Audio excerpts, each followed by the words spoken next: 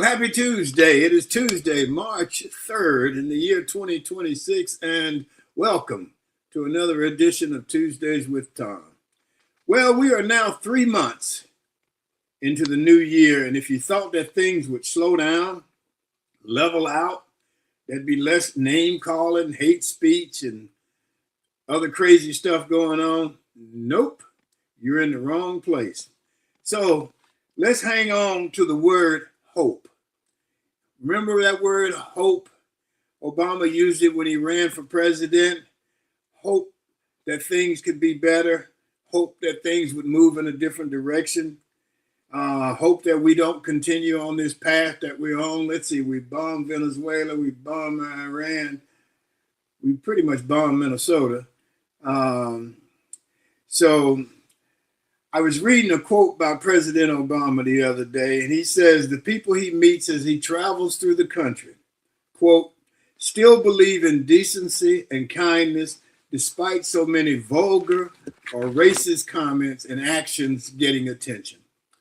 He said there's this sort of clown show that's happening in social media and on television, and what is true is that there doesn't seem to be any shame about this among people who used to feel like you have to have some sort of decorum and a sense of propriety and respect that give you that word hope.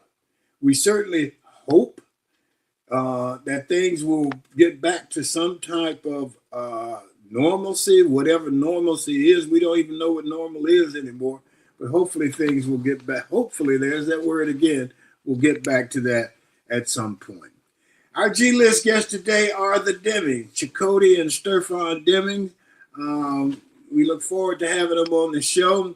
Chikodi's World, we're going to talk about Chikodi's World. It's a universe of its own, and and some of the information they sent, I love this. It said, where in the world is Chikodi's World, and what in the world is it? So we'll go through today, and we'll find out. You'll find out. We already know, at least I do. So let's see. Chikodi is a master cosmetologist who turned natural hairstylist almost 3 decades ago. And I don't want to spoil it by telling you about it now, but we'll do it here shortly. Sterfon Demings is a exceptional, innovative, and versatile hair designer that I've worked with on several occasions. They're both good friends, and we look forward to having those conversations. Let's see, where are we? Our show today, of course, is brought to you by the consulting firm of Best Girl. So let's hear from Best Girl. Best Girl is a consulting firm that provides customized leadership, access and inclusion, public relations, communications, and organizational consulting services. Clients include Fortune 500 companies, utilities, higher education institutions, small businesses, and associations. Best Girl's team of consultants, led by Joyce Gilly-Gossam, Emily Hedrick, and Sean Jones, partners with business and education clients to promote organizational effectiveness, communication, motivation, and leadership, with always an impact on the bottom line. Best Girl's customized consulting services include strategic planning, corporate communication, executive coaching, fundraising, and economic development. Hey, let me say one thing.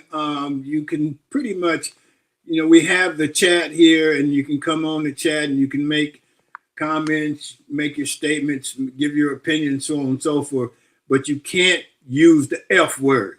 And Willard Jason, we don't do the F word on this show. So you're in the wrong place with that. Thank you.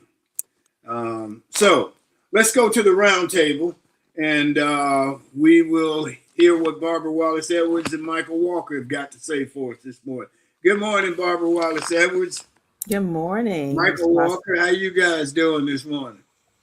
Doing well. Hope you're doing well as also. How about I that? am. I had to do a little cleanup this morning, but that's the way stuff goes. Yes. Let's see. What's happening in your world, Barbara?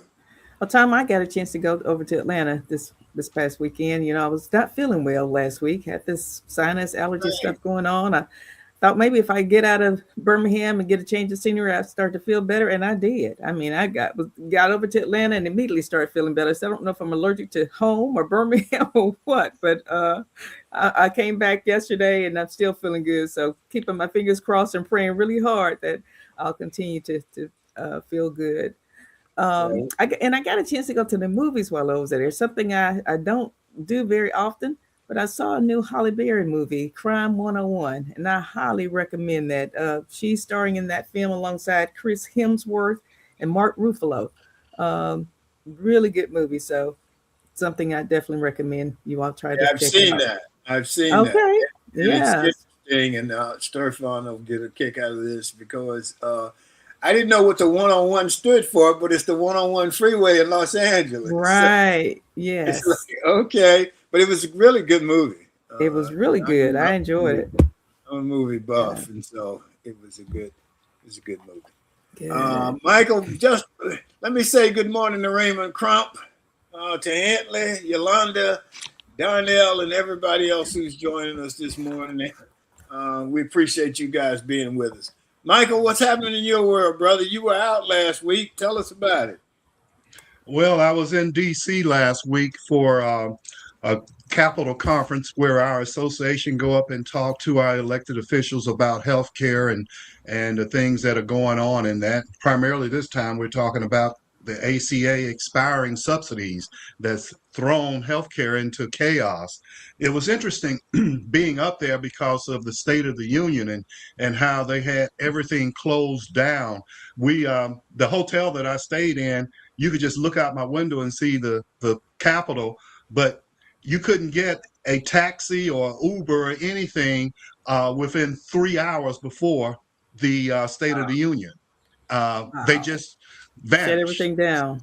Yeah, everything was shut down, and it's so ironic being there and listening to the State of the Union, and then what? Less than a week later, we're in war, Yeah. Yeah. um, and the president ran on no more foreign wars and what have you. Right. And I don't have all of the intel and what have you. I don't know all that, so I really can't make a intelligent discussion one way or the other. But some of the But things I they're can not say, making intelligent discussion, so just join right in with them. Yeah, I was gonna say you'll fit right in if it's not intelligent, Michael. So go right ahead. Go ahead. now, what I will say is that if something like this was going to happen, I, I I have a couple concerns. One is that when you go and remove a leader of a regime, then that creates a leadership vacuum, and then that just creates further chaos. Mhm. And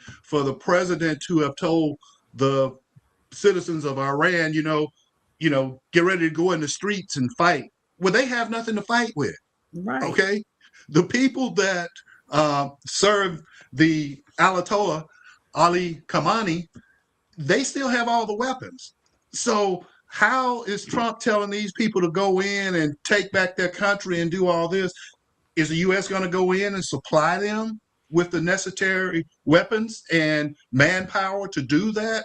I just don't know. So, sometimes when you go into something like that, if you don't have a clear strategy, it can be problematic. And I was reading about three WNBA players that played at the University of South Carolina that was playing over there, and they're trapped.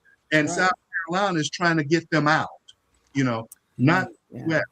And I would hope that as president and commander in chief, you think about all the citizens, the patriots that are overseas in the areas that you're bombing, and try at least get them out first or something. You would think, Michael, and that's the problem. He's not thinking through these erratic decisions he's making. He just does stuff, and there are so many Americans that are trapped overseas right now.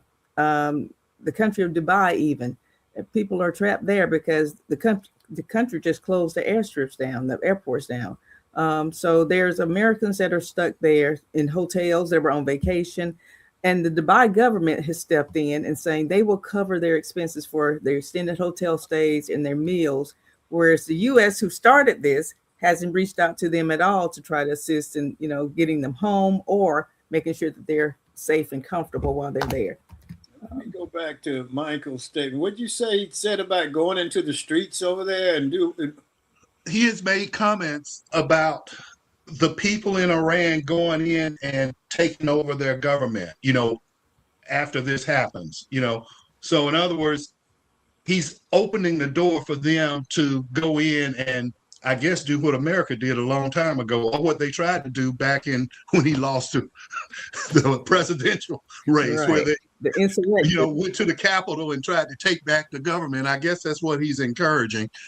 I'm just wondering how he's going to do that. He didn't encourage the people in Minnesota at all. Right. To go and take back their damn government, Yeah. Go ahead. Who's up next? I think what we have to remember is don't try to make sense of it. Just repeat what they're saying, because it won't make any sense. No. But and something that came out of this is, I don't know how it's legal, but some people made money betting on the exact date that the U.S. would bomb Iran. They placing their wages hours before the first missiles hit Tehran, on a platform where Donald Trump Jr. sits on the advisory board. Now, tell me how that is legal, because he had to have inside information.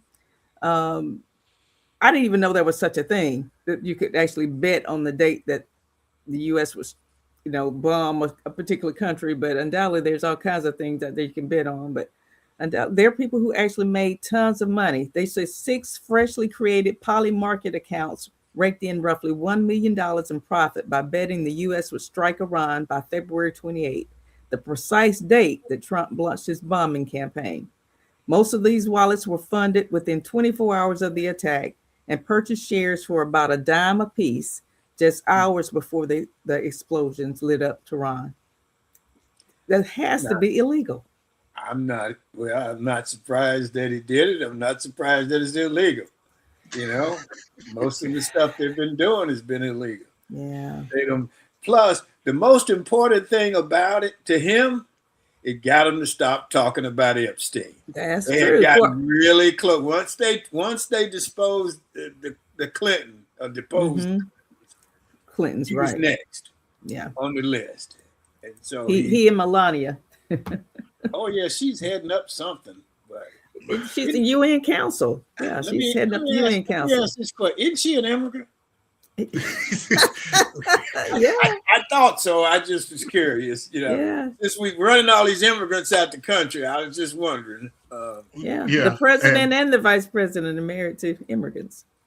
Well, the other thing I was about to say this, Barbara, and you hit on that. I'm trying to do a little research on how this war is impacting the stock market and what stocks are taking up, rising right now as a result of this war.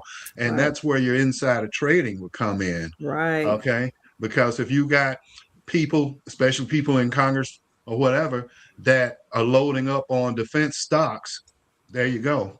Okay. Yes. And they're saying, I just heard this morning that gasoline prices could be 40 to 50% higher by Memorial Day. Yes. Okay. So now what is that going to do about the economy? Okay. Because certain now stocks are dipping, certain stocks, but I would think that your technology stocks may do well, especially ones that the Pentagon is trying to get to utilize their platform for war. Right. Okay. And so it's a lot of stuff that's going on here that's not clear, it's clear to some. Not clear. There's a lot that's going on that reminds us of weapons of mass destruction. We remember that, right? That we're still looking for them now. I'm pretty sure they're still over there looking for them because they guaranteed that they were there. Yeah. So we'll see.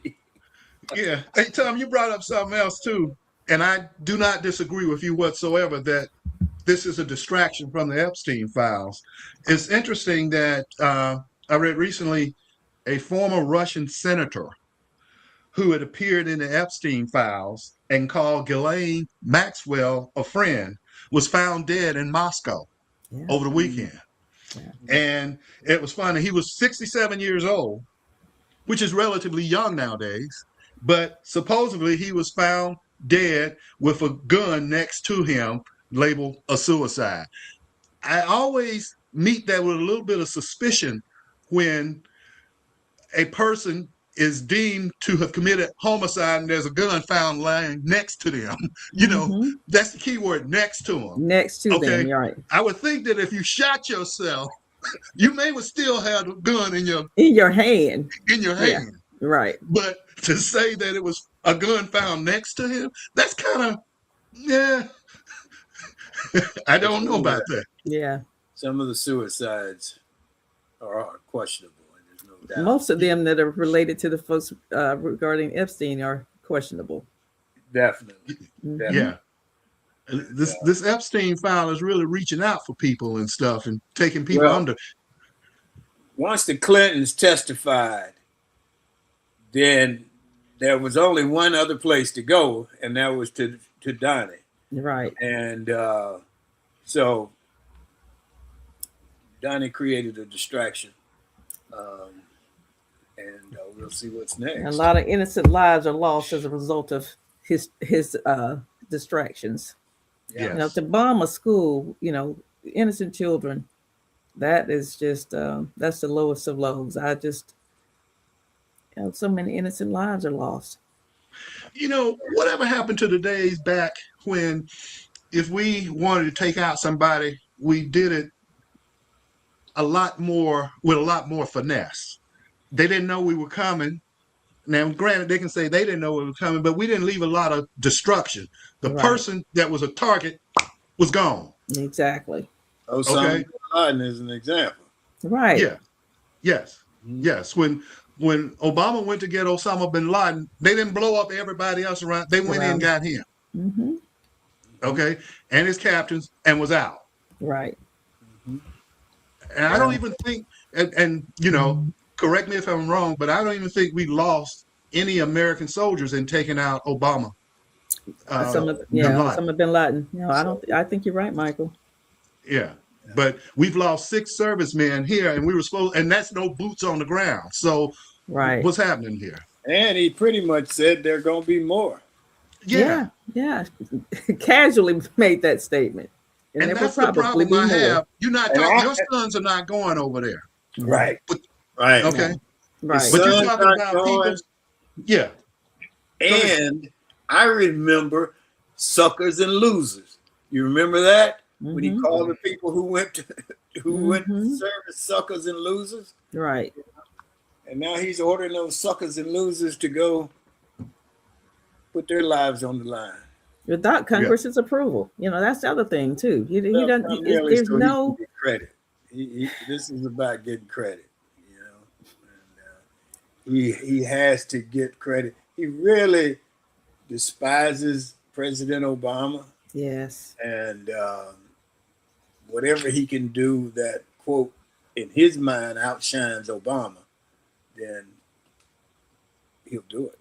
But the sad thing, he's really not outshining him. In his mind, maybe, but he's really making himself look stupid, is what he's doing. Yeah. Well, that may be to you, but in his own mind, he's a legend. Right. Okay. That's just like people definitely talking about back in his the day own were a mind. legend in their own mind. In their own mind. Right. Exactly. That's what we're talking about here. Speaking of this, this is something.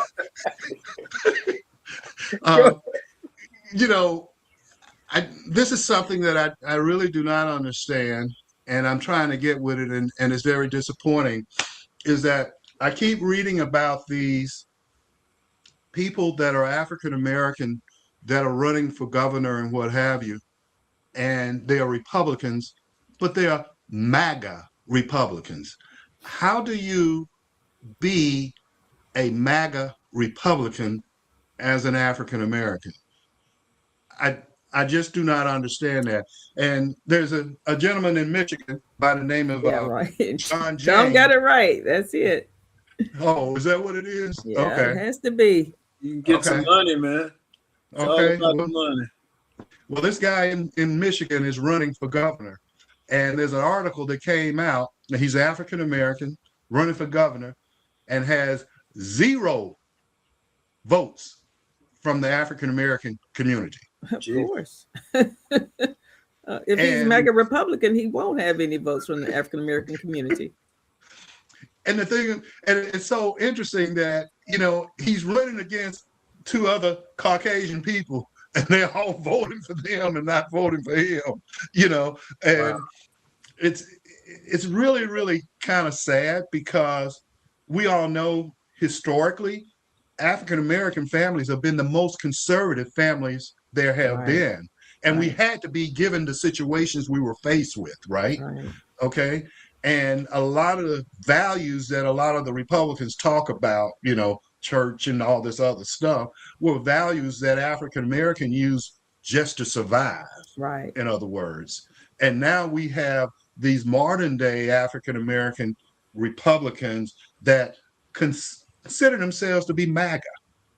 And I got a problem with that. And we talked on this show, Make America Great Again means different to different people. Right. Okay. All right. Yeah. And that interpretation depends on who you are in that ecosystem. Yes. Very And much so. there are some policies that I would never call myself a MAGA Republican. I am not. Thank Well, you, I like Michael. Go ahead. like last week, he Fat Donnie talked about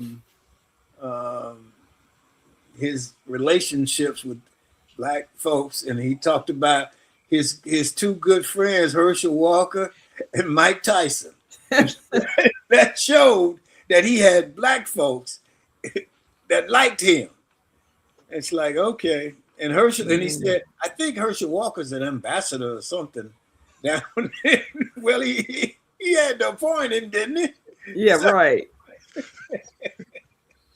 Oh Yeah. man, it's all. Yeah. You have to Yeah. laugh, Tom, because Yeah, it's, you it's do. sad. Well, you know, this is what is really, really funny about this.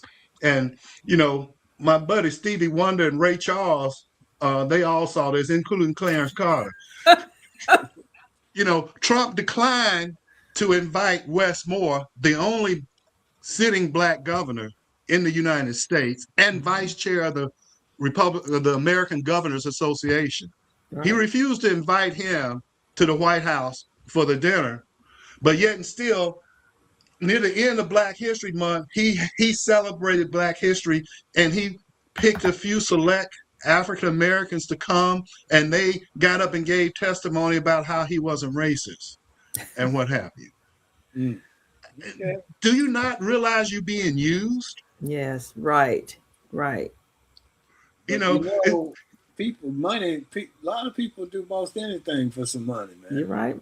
You're right, Tom. I that's a don't know. shame. Sell it. That's called selling your souls. That's what that's called. Yeah, I guess so. It's funny how certain people in our ethnicity do not understand or see when they are being used for a more sinister purpose, Yeah. in other So- words. Yesterday, I had to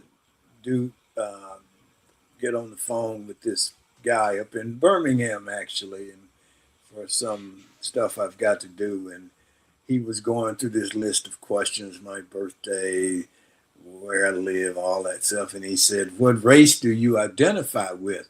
I said, "Human." And Yeah, I love it. and it was quiet. It was just Uh-huh. quiet. Mhm. And he said, "Well, are you going to answer?" I said, "I just did." Right. You know, he said, "Well, what race do you identify with?" I said, "Human." Okay. He left it alone. I would hope that we all Yeah. identify with the human It's race. human race. Woo! Hey, the world in which we live. Yes. What we going to do about the Auburn basketball team? That internal national search didn't turn out too well right about Not at now. all. Not looking good at all. Oh man. Well, there's- I always pull for the boys and girls, I should say. Mhm. And I don't want to be like Trump and say, well, they can come along too. I don't know, man. I don't know. I hadn't followed it that closely. I watched a little bit of the NBA this week. I don't. I watch pro football when they get to the second round of the playoffs. I watch the NBA when they get to the second round of the playoffs, and the same way with the Final Four deal. Get that first round of people out the way because generally that's uneven. And those are blowouts, and so I don't know. Hopefully they'll do well. I always pull for the guys and the kids and the guys and the young ladies. So I don't know. I don't know. Are they not doing well? I haven't Not kept at up. all. Well, They lost by what, 20 something points, or maybe 15 points on the game on Saturday. oh, I don't know if it was that much. I think it's Okay. closer than that. But Okay. the problem was they were favored by 10, and they basically blew out Ole Miss down in Oxford earlier in the year. And so playing in the jungle, they have a reputation for winning there. And they were favored by 10 and they lost, I think, by 7 or 8 points. Okay. And it's some of the things that, Tom, we talked about earlier is that, when you don't have a lot of talent and you don't have a lot of size, you have to play damn near perfect basketball. In other words, you can't beat yourself in order to be competitive. And this year, Auburn does not have any size. And we don't have a lot of talent. But the thing that bothers me the most is how undisciplined we seem to play, you know. And I've mentioned one time that I saw the point guard go down, and not in this game, but a game a couple of weeks before, and he was on a fast break 1-on-4 by his damn self, Wow. you know.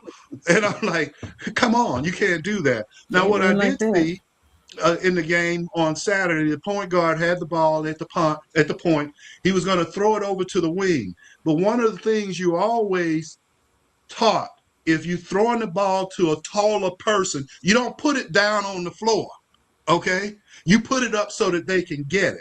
And he, got out there and danced between his legs and did everything and just whipped a pass over there to the wing, but it was down at his feet. So the guy had problems getting down there to get it, and it turned into a turnover. And it's little things like that that I see in the game that I think causes some problems. Well, hopefully they'll get it corrected. You can't. I mean, even at the level of the NBA, I was watching a little bit of Denver play. Man, they just turning the ball over and turning the ball over. You can't win like that. I don't care how good you are. Right. And I don't care who you got on your team. You keep turning it over and making mistakes, you're going to lose. Period. It's funny you bring that up. I think part of it has to do with the relaxing of rules and enforcement in the NBA game. Tom, when we came up, when you dribble the ball, we had to dribble the ball with our hands on top of the ball, fingertip control, like this. Now they doing this. They walking down the court doing this. Yeah. Okay? If we did that, it was carrying the ball. It was a turnover. That's and right. so now you see it in the NBA game, the college game, they just doing this. So the more and more you let people get away with breaking the rules, the sloppier the game becomes. Going to be. Yes. Well, and I was watching Minnesota, I guess Minnesota and Denver, and what's Ant's name? He's a big star for Minnesota. And that dude was traveling like it. Every time he shot a jump shot, he traveled. He took 50 steps before he would shoot it. And it's like, well, when are they gonna call this? So anyway, let's move on. We got to get to the G list. And so Sean's waiting on us. She wants to do Sean's gonna do the Got a Minute segment. So Sean, come on in and do Got a Minute, please. Thank you.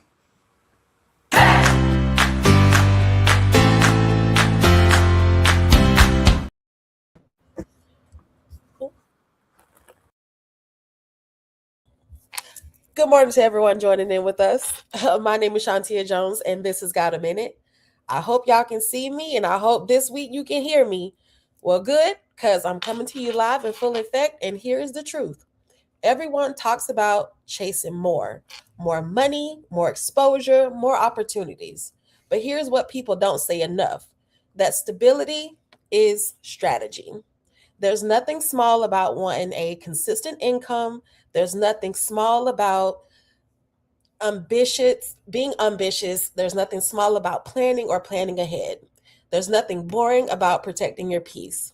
Sometimes the smartest move is expansion, and sometimes it's just positioning, building cushion, strengthening your skills, securing leverage before you leap. Preparation isn't fear, it is indeed foresight. You don't want or wait to have pressure to move on you. You move before the pressure arrives. And that's nothing small. That's playing the long game. And that's it. That's your minute. And before I go out and have a great day. And if you don't want to, then don't you go ruin nobody else's. They can ruin it for themselves. Thank you all for joining in. My name is Shantia Jones, and this has Got a Minute.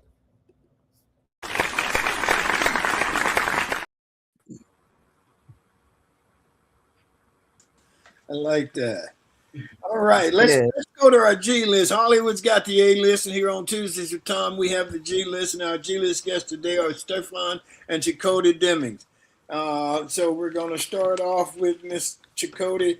Good morning, Chikodi and Sterfon, and now I'll get back to that. How you guys doing this morning? Okay, I can't hear anybody. Can you guys hear me? Oh, they can't hear me. Michael, you and Barbara hear me, right? Yes, we hear you. Fine. Yes. Yes. All right. Sterfon, you hear me now? I don't think so. Okay. Sterfon, can you hear us? Guess not. Okay. Sean, can you help out here? I don't know what's going on. Okay, they should be back here shortly. I'll just read a little bit. Chikodi's world is, I love this, a universe of its own. And she says, where in the world is Chikodi's world and what in the world is it? And then she goes to explain it. It's a unique boutique find that consists of several facets to its brand. The boutique is located in Mulberry Street in Montgomery, Alabama, in a quaint cottage. Once you go there, and I've been there, once you go there, you'll always want to go back. It is very, very interesting. They've done an incredible job. And as it says here, from the moment you step into Chikodi's world, you will never want to leave. You will find an extensive array of luxurious Afrocentric clothing and jewelry, and the quality is truly impeccable. There's a large variety of hand-tailored clothing, jewelry created and commissioned from Africa and India. Chikodi Demings is the designer, and most of the commissioned goods from overseas, where she interacts directly with the artisans. So I'm trying to see if we're coming back in here. I think we are. Can you hear me, guys? Sterfon, can you hear me? Can't hear anybody. I heard you say something then. Yeah, we can hear him. They can't hear us. Okay, we hear you. All right, Sean's taking them out again. So, Michael, did you have a good time up there in DC? Did you accomplish your goals? Well, I accomplished some of the goals. Some of the goals I cannot talk about due to confidentiality, but I will say that we're moving the association forward. There's a lot of hope, there's your word, and optimism. We've gone through some turbulent times now, and we're doing a leadership transition. And part of that transition includes me becoming president in July. So we'll see how that turns out, but that's where we're moving. I see them back now. Let's see if they can pick up. Yeah, I want to come back to that. Morning. There you go. Morning. All right, good morning. Let's start with Chikodi. Chikodi, tell us about Chikodi's world.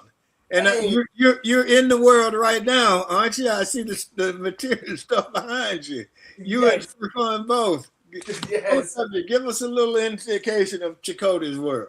Okay, so I am Chikodi of Chikodi's World, located here in Montgomery, Alabama. So my shop and my boutique is all about Afrocentric and female wears. Majority of all the items are straight from Africa, from different. I have 5 different countries that I do business with. Some of the ladies.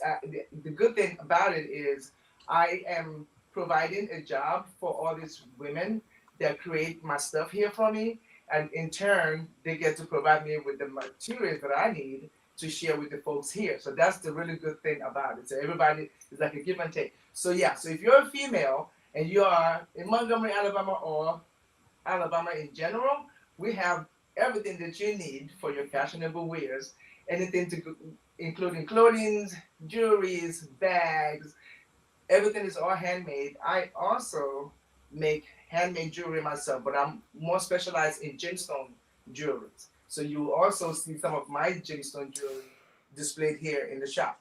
We also do shipping, so you can shop with us online. I have an online store. I am on Etsy. You can definitely do all your shopping, and we will ship direct to you wherever you are in the continental USA. Okay. I was going to ask you about that, but I'm going to go to Barbara here. Barbara, you got a question?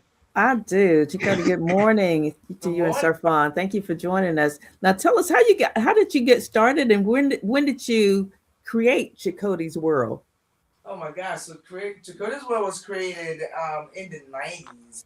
I started when I was a hairstylist. I'm still a hairstylist. I'm a natural hairstylist. So Okay. I usually, whenever I come in the shop, folks would kind of like what I have on, and they, ask me where I have to get it from. So I was like, you know what? How about I start bringing some of this stuff in the shop? Right. And that is literally what prompted me to, like, you know what? I can actually sell to ladies because I already got them in my chair. So just bring the stuff and showcase to them. And so that started over 20 something years ago.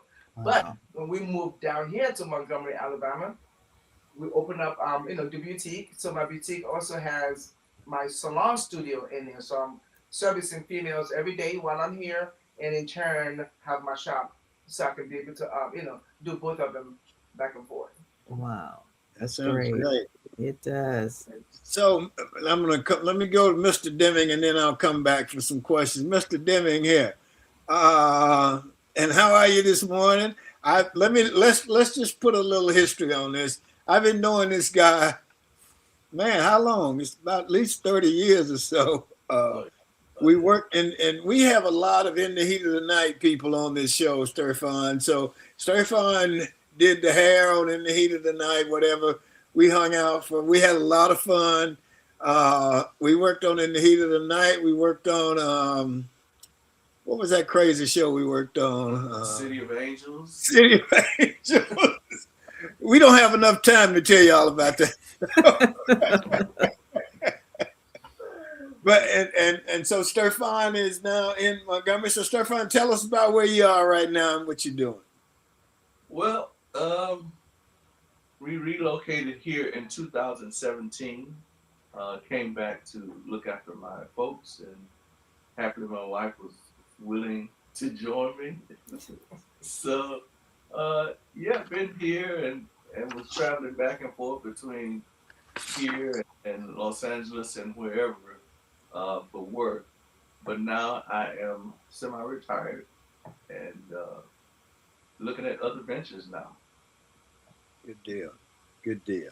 Barbara, you got a question? I do. Sterfon, you are a world-renowned hairstylist, and when did you get started? How did you get started in the field of hair design and hairstyling? Actually, I started in high school. I went to vocational school in high school, and it was a win-win for me because I was out of school half a day and in a classroom full of girls. So, smart young man. At 15, you notice how fast he said it. Yeah. And I looked first, though. Yeah, and make sure it was okay to say that. Always gotta look first. But yeah, go ahead, man. I'm sorry. I didn't know that it had the potential that it did. And everybody said I always talked about it, that I was going to do Hair for the Stars and do this and do that. I don't really remember it, but they say I always talked about it. So I left here in the 80s, went to New York first, did an apprenticeship, worked in a salon there. Then I moved to Los Angeles, worked for that same salon there, which had celebrities coming in and out. And just one thing led to another. I actually met the actress Jackie on a morning talk show, connected with her, and she took me with her. So Wow, that's great. And you've done for people I know you've done hair for Alfred Woodard and Halle Berry and a bunch of different stars out there. And I think we all understand or have to understand that stars are regular people too. They are. They they want their stuff taken care of just like everybody else. Right. So, Michael, you got a question? I do. Good morning, both to Sterfon and Chikodi. Thank you guys for being with us. Chikodi, I wanted to ask you a question. A lot of your products that you sell are directly from Africa, I heard you say. Can you tell me how the president's tariffs have impacted you, and have they impacted you and your business from that standpoint? It definitely has impacted, especially with the shipping costs. It's one thing you have something made; it's got to be shipped here. So we deal with either through DHL, FedEx, or by cargo. So yeah, the price definitely have shoot up, which cuts into the profit. And even though I'm working with some of the all the ladies and the guys that make the outfit, they're also prices have gone up for them. Materials have gone up, even down to the threading that we use to make everything have shot up. The most thing is definitely the shipping, bringing everything from Africa to here. Before we used to just it would be you pay a lot of money to get it here. But at the same time, when it comes, that's it. But now I think starting January, we have to pay an additional custom fee once it gets here before you get your merchandise. So it's like, okay, if you don't pay the custom fee, you get this big old boat letter that says it will be shipped back to where it came from in the next 5 days. So it's like, after you pay all this money, you don't want to. So you don't have no choice but to end up paying the additional fee. So yeah, it's definitely have impacted business, but we're still pushing through and just have to deal with it. Well, I'm happy to hear you say that, not so much for you financially, but to clear up some of the confusion, because the president says putting the tariffs in place causes the other countries to pay for it. But what I'm hearing is that it's the US countries that are paying the tariffs. So his thing about making all this money from tariffs, you basically taking it from your own people. Am I right? Yeah, well, it's dipping in from everywhere. DHL have to worry about it because they shoot up on their prices, and then they push it down to those of yours who's shipping. Yeah, so it's both ways. Everybody is feeling it. That country and we, the merchants. We're both feeling it. So however it's going, I don't have a clue how the whole system is set up, but I know that we are feeling it, and it is not really good for business. I got a question. Sterfon, you from Montgomery and Chikodi. So what's it like? And of course, I guess I've done the same thing, but I'm gonna ask you guys, what's it like to go from Los Angeles to Montgomery? And I know Sterfon, that's home for you. So and I've been to your shop and I see how you guys have made it work. So if and we know some other April Cheney, who left Los Angeles and went back to Birmingham and who's doing very well. What has that transition been like? It was an adjustment in a way, but the plus side is that we're able to again bring goods and products here that they normally wouldn't get in this city. They might have to travel to Atlanta, New York, again, some larger city. So it's actually, it's been a kind of a hidden jewel for here, because the more people find out about it, like, wow, we didn't know you were here. Yeah, we tucked away right here on Mulberry Street, 2000 Mulberry Street, Montgomery, Alabama, in the Cottage District.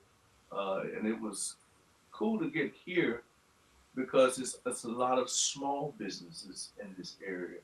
So it's kind of like a community within itself, and it's been great. It was a little adjustment, and again, it's home for me, but she seems to have become acclimated, and Yes, it's definitely at first it was like, oh my goodness, little Montgomery, all the way from Los Angeles. And yeah, at first it was like, oh my gosh, the entertainment, stuff to do here because it was just a little small place. But the more I get used to it, I'm like, okay, there's an airport, there's jobs, the living is good. So I kind of consider those things like if I need to go to LA, it's easy. I can get on a plane. My son and grandkids are in Los Angeles, so I'll have to definitely go and see them. So the adjustment was okay.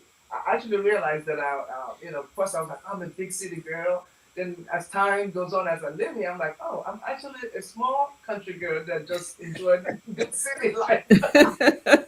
So it has become pretty good. It's livable, and I love the fact that we are situated where we can travel. Montgomery is so easy compared to Los Angeles. Yes. Atlanta here, Louisiana is here, Florida. It's like we can actually drive to places. So the adjustment is great, and I love the fact that I am here with this business, sharing what I have with the people here, because a lot of them, again, like Stefan said, they're like, oh wow, I can't believe all of this stuff is here, because I have different items from, again, 5 different continents. So it's amazing. You guys, I know we talked last week about photos. You have any photos of any of the material that you have in the shop, or am I getting ahead of myself? Actually, we submitted them to the studio. Oh, okay. I guess I'll let Sean. Do you have that, Sean? She just sent us a note. But the other thing too, the plus here is the cost of living, and it's not the kind of traffic in LA. Yes. Pretty much we could be from one side of town to the other in 15 to 20 minutes. And you can't even get in your car in LA in 15 to 20 minutes.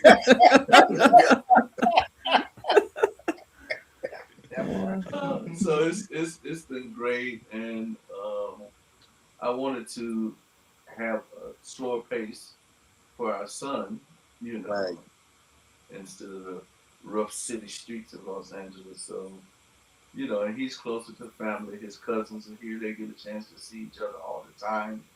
So it's been good. It's interesting. You talk about the contrast, and of course, I was out there in Los Angeles. You and I hung out a lot together, and now I live in a little small town.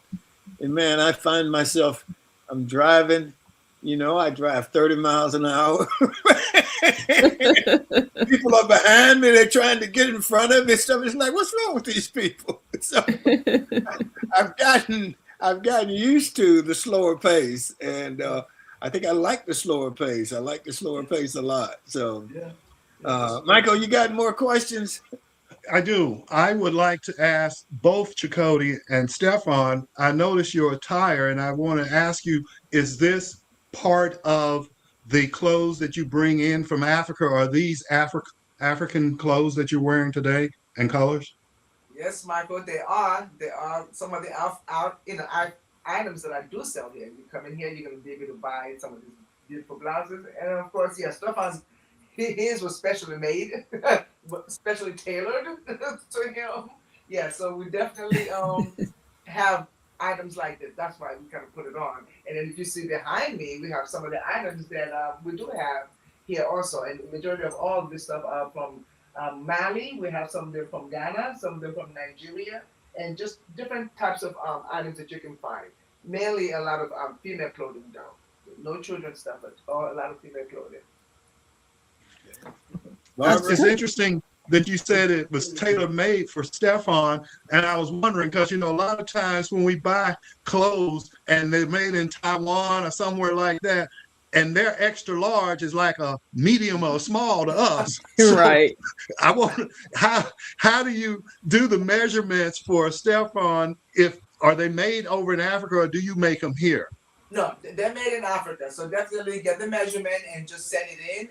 And we are grateful for the WhatsApp that we get to. That's how I usually communicate with a lot of my merchants. All we have to do is send in the measurement, and they get it made just like that. Wow.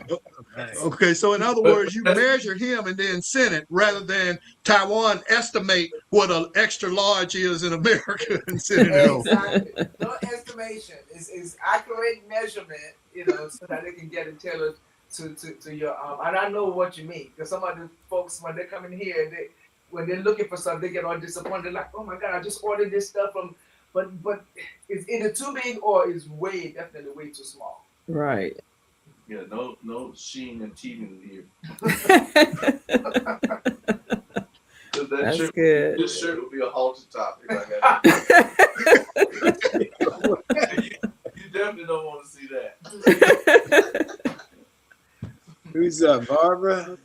Yeah, Stefan, I was going to ask you about some of the celebrities that you styled and, doing their hair.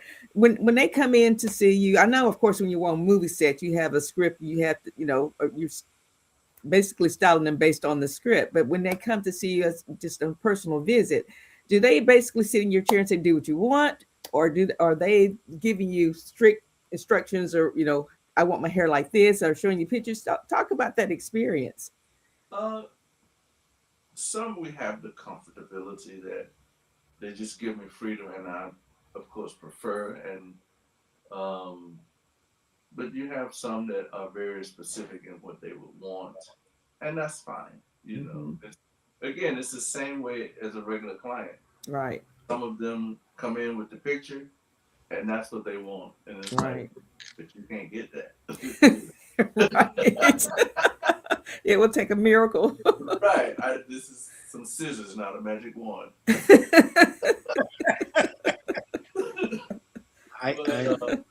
I love one that just comes to mind was Dr. Mae Jemison before she went to space.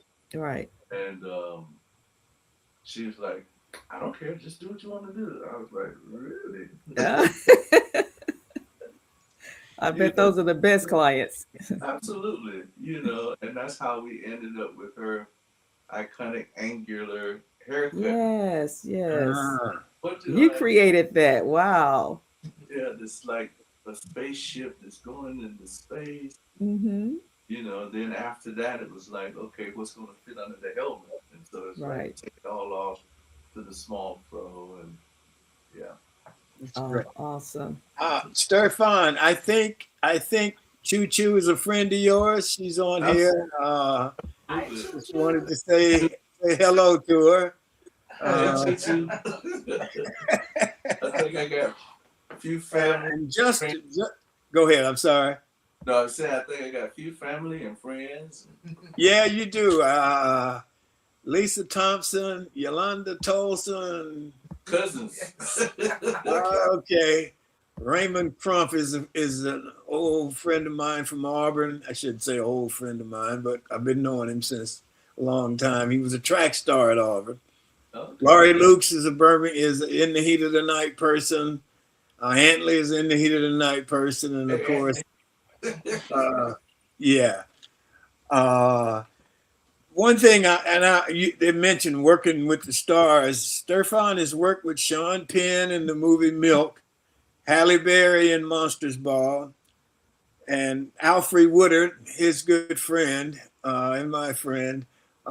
We worked with Alfre on Miss Evers Boys, and boy, we had a lot of fun. I tell you what, Alfre could tell better jokes than the guys. We were standing around telling jokes, and then Alfre started telling jokes.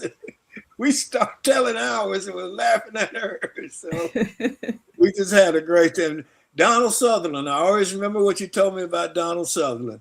that he had to be there at 5 o'clock in the morning to get his hair and stuff done. And you said he was always on time.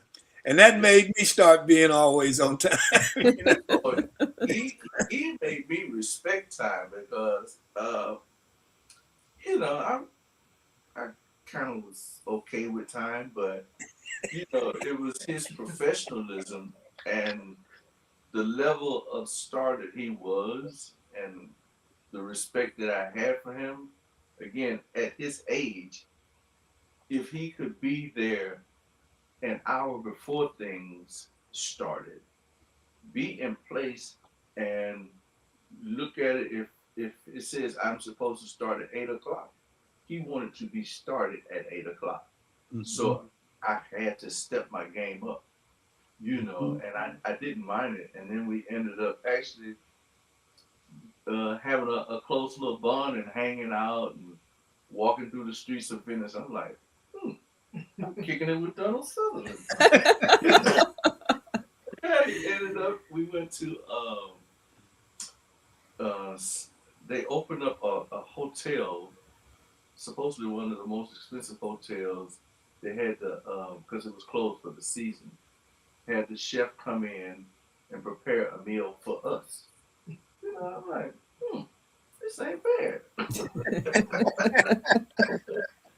Yeah, but I have been able to form some good friendships and bonds through the business and learning from people. So in other words, so what you're saying is Sutherland didn't know about CP time. And he wasn't having it. So I had to go to them time. When you said you were okay with time, I knew you were talking about color people time. So Sutherland wasn't used to that. You wasn't able to switch him over to and indoctrinate him into color people time. 8:20, 8:34, somewhere. He wasn't playing. We had so much fun. I'll be serious. Let me ask you this question, Sterfon.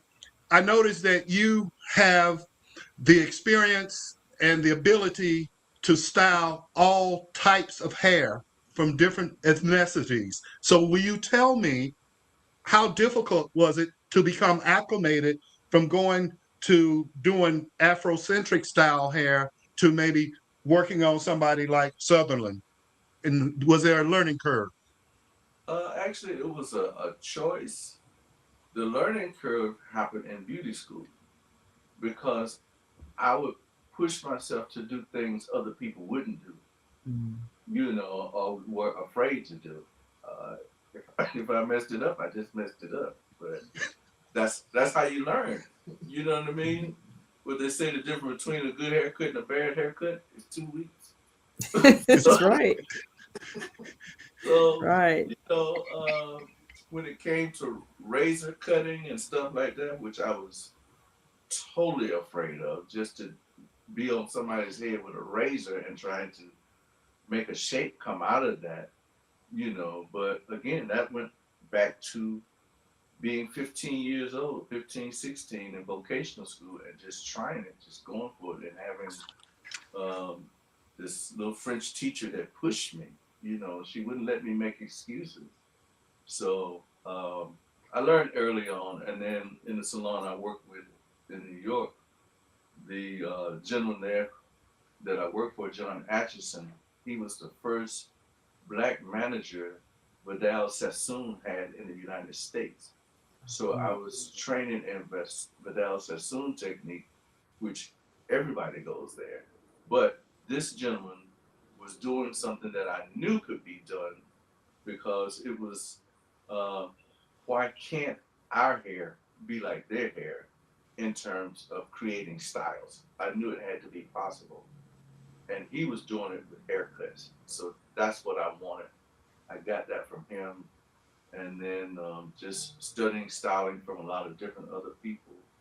You You learn by doing. So Dixon says hello, Sterfon. He's on here. Your cousin Darnell Bozeman is on here.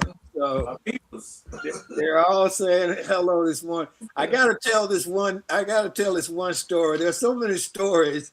You and I, we had a lot of adventures in Los Angeles, but we were working over there in I forget what the name of that town is where we were working. Anyway, so we go in there that morning, and it was, I think, when Donald Sutherland, so we had to be there really early. And you were upset because you said there was asbestos in the building, and you wasn't going to be working around any asbestos and so on and so forth. And so I said to you, well, let me just go on in first, and you can come in later and tell them you don't want to work in the asbestos. Oh man, we had so much fun. One thing about it, I was always about standing my ground, right or wrong. Sometimes I'd be wrong. Yeah, yeah. But I would try. Somebody's calling me. I would try it, and sometimes they would let me know that's not gonna fly. You going? Was there any asbestos in there? Well, yeah. The thing about it, a lot of times places that we go in, a lot of locations, they may be older. Old, yeah. And there are those materials in there. And you know, according to OSHA, a lot of places we shouldn't be in. Right. But a lot of places they go in, you know, and you know, it's about the look. It may not always be about the safety. And yeah. So one time I can recall in particular that really stood out in Louisiana after the hurricane, and I was doing a film with Kristen Stewart, and we were supposed to film inside of this location that had been in the flood. It was an old church. You could see the water line on the steeple. Wow. So which meant it had Wow. been submerged. Right. And everything inside. And they were supposed to have gone in, done some sort of treatment, and prepared it for us to work there. Mm-hmm. Well, we got there and come to find out that it had not been treated, and they were like, oh, it'll be fine. And that particular day, her mother, Kristen Stewart's mother, was on set, and she said that she's not going in there, and none of the crew is going in there. And I was excited for that, you know, right. because not only was she standing up for her daughter, who was a star, she stood up for the crew, you know, because about everybody's health. It wasn't just right. her, you know, so that was one instance. Well, I mean, and you're absolutely right. You know, they're basically concerned with the look, and the look and the time. How much time do we have to get this done? What's been allocated in terms of the money, and so on and so forth. So you're absolutely right. But you know, I just laugh. We just laugh about certain things. It was a lot of fun. Do you remember Sheila? You remember Sheila who did costumes on In the Heat of the Night? Sheila was from England, I think. Yeah. She was. I'll have to tell you some Sheila stories. That was that was a different thing.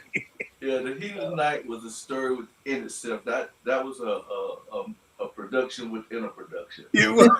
But it was great. It was a wonderful time, you know. You know, it just was good times. It was. It was. I sent you a picture the other day. Somebody sent me of my character in the courtroom, and the reason I thought about Sheila was because she always dressed me. She always would dress me up however she wanted to dress me. So it was funny. Anybody got any more questions? Chikodi, did you got anything you want to say that we didn't ask you? Anything else? No, I just want to say that, hey, if you're looking for something here in Montgomery, Alabama, come on down. We are located at 2000 Mulberry Street. We've got all that you need as far as women clothing is concerned. You can shop us online at www.chikodisworld.com and also on Etsy.com. And also, I also host a bi-weekly Facebook showcase, a live showcase where they can join in and just shop with me on live. Okay, well, that's great. That sounds good. Anything else from anybody? Well, I'm going to leave. I'm sorry. I was going to say they can actually make it a destination because there's a lot of major history here in the city to see. Yes. We have EJI, the Equal Justice Initiative, the Legacy Museum. There's so much stuff to see here. That's the other thing. It's so much history that you can come make a day of shopping and touring, and it'll be well worth your while. I agree. Okay, and Sterfon, I'm going to leave with a quote from Sterfon. He says, whatever you do, do it with all your heart. And I agree. So I appreciate you guys coming on with us this morning. It's always fun. And so thank you very much. And you actually brought a lot of people with you, Darnell and Choo Choo and Yolanda and Lisa and my people, we love our y'all are family to us. So that's why we just really enjoy this. It's all about the family. Thank you for having us. Thank you, Michael. Thank you, Barbara. Thank you, Tom. Thank you. Barbara, you got a closing comment? I just want to say thank you so much for joining us. I'm going to be coming to visit Chikodi's World. I'm going to check you out. Michael, you got a closing comment? I just want to say thank you to both of you. And I think it's amazing what you're doing as far as bringing Africa to Montgomery, Alabama. It's fantastic. Yes. Thank you. Thanks, Jeff. Sweet home, Alabama. Yes. Thanks, guys.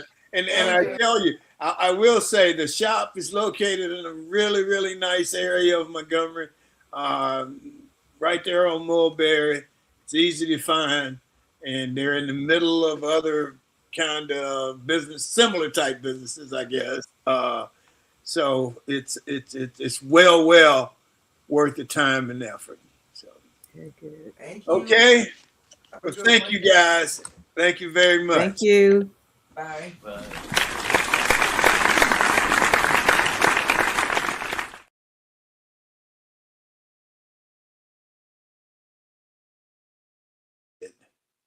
Is taken from Jesse Jackson's speech. Of course, Jesse Jackson passed last week. But he gave this speech on July 17th at the 1984 Democratic Convention in his bid to become president of the United States. The speech was 44 minutes and it was nothing short of brilliant. If you get a chance to hear this speech, you should.